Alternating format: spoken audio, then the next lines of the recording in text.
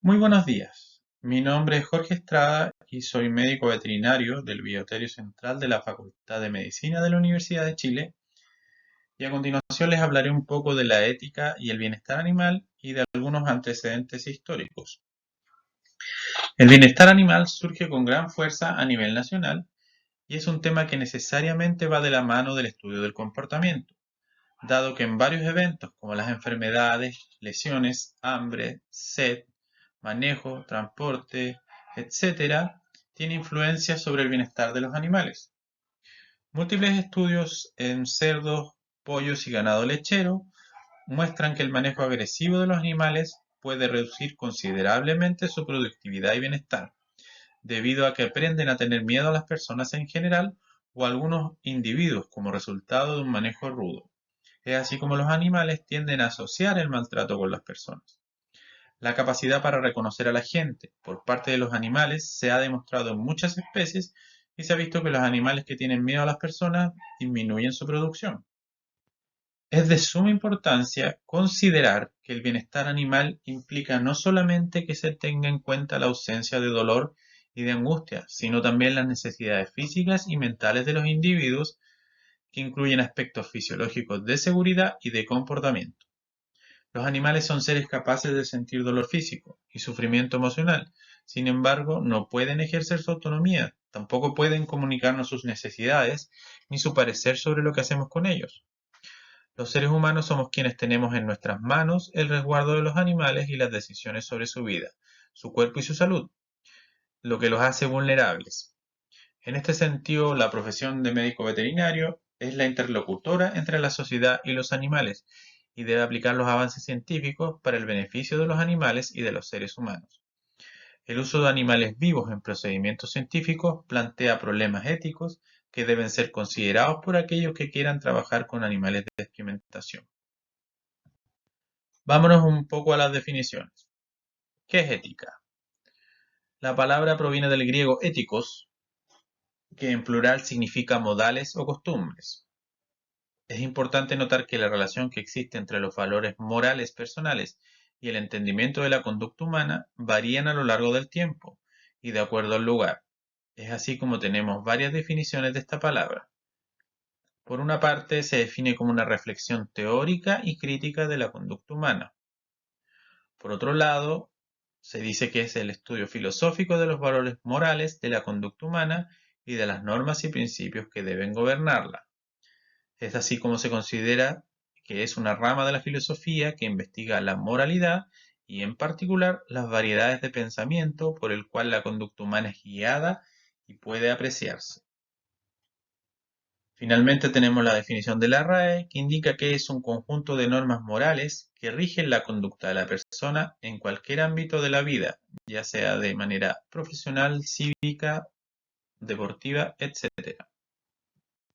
Veamos un poco de historia referente a este tema. En el pasado, la mayoría de los filósofos excluían a los animales de la comunidad moral, sobre la base de que estos últimos carecían de procesos mentales que los humanos sí poseen. Aristóteles sostenía que había una jerarquía en el mundo y solo aquellos que eran racionales tenían derecho al estatus moral especial.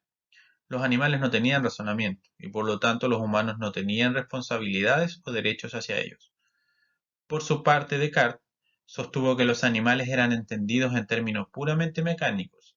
Ellos eran máquinas, así como los relojes, totalmente carentes no solo de razón, sino también de sentimiento. Mientras que la superioridad humana es una constante dentro de la conciencia filosófica, empezaron a ser más evidentes actitudes alternativas hacia los animales. Una de las primeras personas en plantear nuevas teorías acerca del bienestar animal fue Jeremy Bentham, quien sostuvo que una conducta correcta era una manera de maximizar el balance del placer por sobre el dolor en aquellos animales afectados por las acciones por parte de humanos. Sin embargo, él conceptuó que los intereses de los animales eran más bajos que los de los humanos.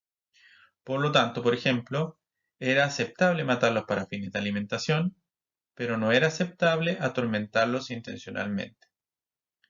Además, en su tiempo, él planteó el siguiente postulado. La pregunta no es, ¿pueden razonar o pueden hablar? ¿Pero pueden ellos sufrir? lo cual fue una cita revolucionaria para su época. Quizá uno de los más influyentes en el tema específico del trato hacia los animales fue Charles Darwin y su teoría de la selección natural y la evolución de los humanos a partir de otras especies animales. Él argumentaba que las diferencias entre humanos y animales no humanos no eran de clase, sino de grado. El primer movimiento significativo con respecto al bienestar animal comenzó en el siglo XIX en Inglaterra.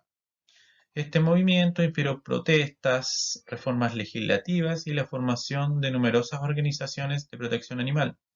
Sin embargo, perdió su impulso en el siglo XX. Los movimientos en pro de los derechos civiles en oposición a la discriminación racial y sexual en los años 60 y 70 crearon un historial para el reciente aumento en el debate acerca del uso de animales. Otras influencias han aumentado la investigación hacia la conducta animal. La preocupación acerca de la contaminación que afecta a ciudades y pueblos lejos del campo y granjas donde los animales son parte del entorno de trabajo. En este sentido, la publicación del libro de Peter Singer, Liberación Animal, en el año 75 fue también una gran influencia, combinando el poderoso razonamiento filosófico con una escritura accesible. Ya más en la actualidad existen dos teorías morales, que si bien no necesariamente son las más importantes, sí son especialmente relevantes para el debate sobre los animales. La primera de ellas es el utilitarismo, la cual puede ser encapsulada en la frase el mayor bien para el mayor número. Esta corriente plantea que existe igualdad de especies, por lo que los intereses de cada una deberían tener el mismo peso. Es decir, no se deberían experimentar con los animales solo por el hecho de serlo o porque como humanos los consideramos de alguna forma inferiores. Sin embargo, también afirma que los animales no tienen conciencia de sí mismos, basta con que lleven una vida placentera, libre de dolor y que sean sacrificados sin dolor. No considera el valor moral en cada individuo y de acuerdo a este planteamiento, un ser humano sin autoconciencia, como puede ser un feto o un bebé recién nacido, también podría ser usado en los experimentos en que generalmente se usan animales, algo que gran parte de la comunidad estaría de desacuerdo. Un elemento fundamental es que las consecuencias esperadas de cualquier elección deben ser consideradas.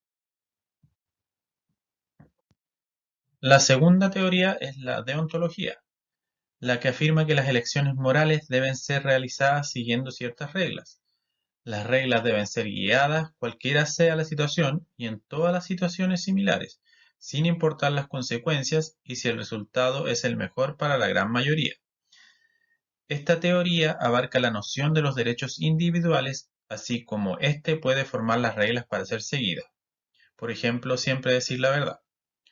A menudo estos derechos están consagrados en las leyes o códigos profesionales.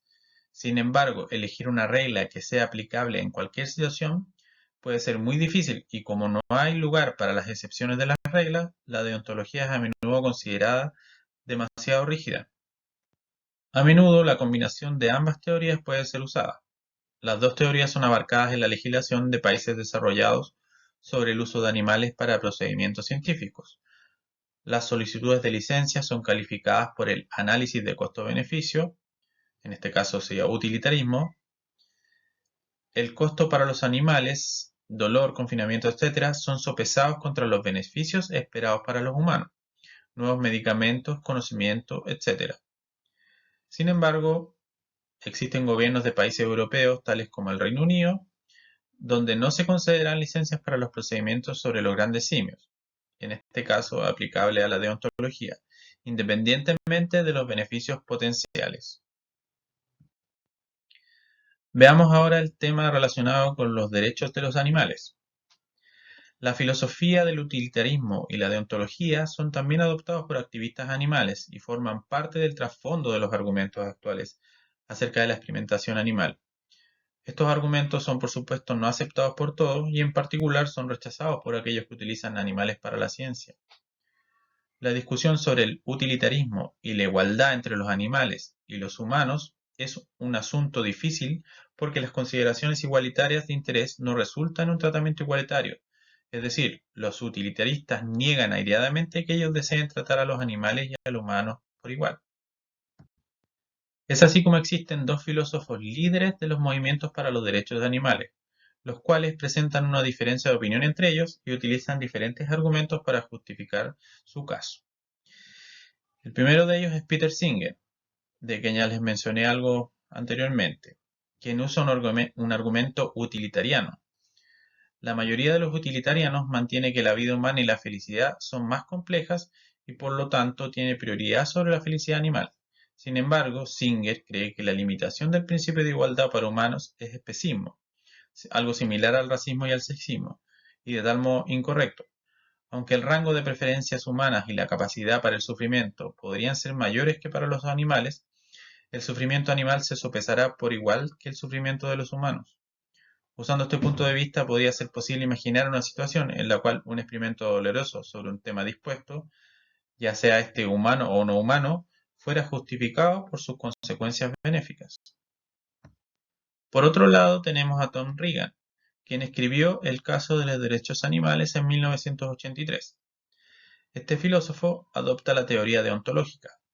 Él argumenta que todos los animales tienen un valor intrínseco igual al nuestro, y por lo tanto tienen iguales derechos de ser tratados con respeto y no ser usados como meras fuentes para otros.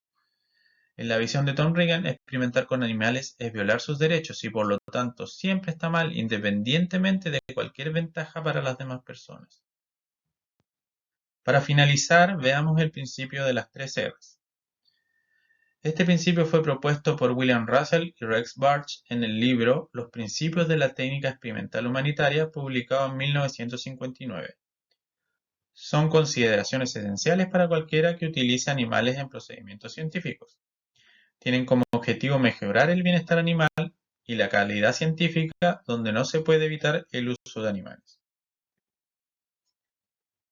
El primer concepto dentro de las tres R's es la reducción, que cubre cualquier estrategia que resultara en la utilización de menos animales para obtener la misma cantidad de información o en la maximización de la información obtenida por animal y así potencialmente limitando o evitando el subsecuente uso de los animales.